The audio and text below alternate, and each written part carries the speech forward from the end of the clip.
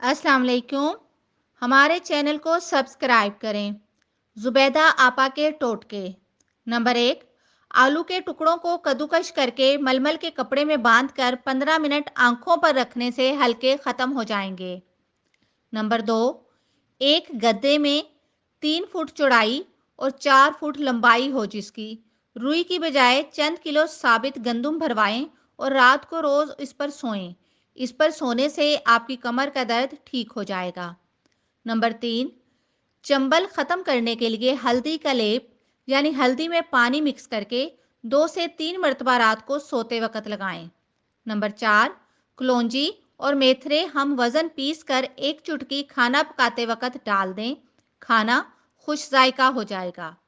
Number 5, जिन लोगों में खून जल्दी जम जाता है वो रात को केले की चाय पिएं। ये जिस्म में दौरान खून को तेज करता है।